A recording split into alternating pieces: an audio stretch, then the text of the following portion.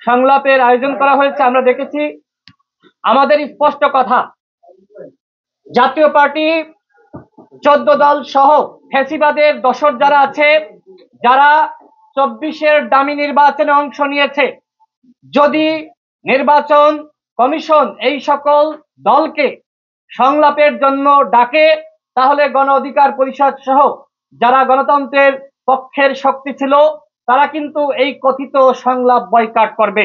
সুতরাং নির্বাচন কমিশনকে হুঁশিয়ারি উচ্চারণ করছি, আপনারা জাতীয় পার্টি 14 দলকে যদি সংলাপে ডাকেন, সেক্ষেত্রে কিন্তু আমরা আন্দোলন শুরু করব।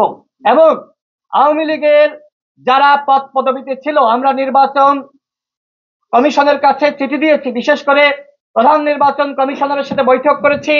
যারা আওয়ামী লীগের পদ পদবিতে ছিল তারা কোনোভাবে আগামী নির্বাচনে ডামি মামি স্বতন্ত্র কোনোভাবে নির্বাচনে অংশ নিতে পারবে না।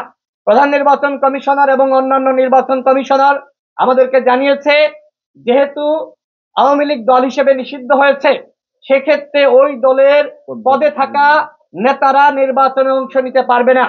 যদি এর ব্যতিক্রম কোনো কিছু আমরা দেখি, তাহলে কিন্তু নির্বাচন কমিশনের বিরুদ্ধে আমরা আন্দোলন করব। এবং জাতীয় পার্টি 14 দল তারাও কোনোভাবে আগামী নির্বাচনে অংশ নিতে পারবে না।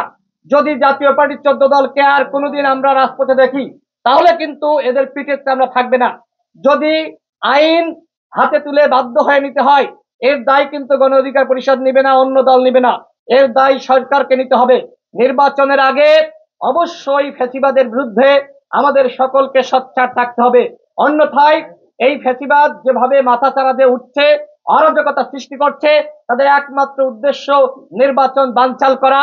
আমরা গণ অধিকার পরিষদের পক্ষ থেকে প্রত্যেকটা দলের প্রতি আহ্বান রাখতে চাই, এই ফ্যাসিবাদের বিরুদ্ধে আপনারা সোচ্চার থাকুন, সকলে নির্বাচনের প্রস্তুতি গ্রহণ করুন। আগামী নির্বাচন ইতিহাসের সেরা নির্বাচন হতে হবে, যেটি প্রধান উপদেষ্টা ঘোষণা দিয়েছে। গণ অধিকার পরিষদ 300 আসনে নির্বাচন করার প্রস্তুতি নিচ্ছে। সকল নেতৃবৃন্দকে প্রস্তুতি নেওয়ার আহ্বান জানাচ্ছি।